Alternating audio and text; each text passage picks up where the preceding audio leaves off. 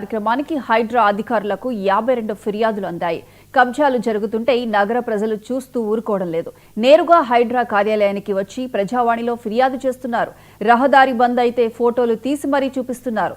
చెరువుల్లో ఆక్రమణలు జరుగుతుంటే వీడియోలు పెడుతున్నారు. ఎవరెవరికి ఫిర్యాదు చేశారో కూడా చెప్పి సాక్ష్యాలు చూపిస్తున్నారు.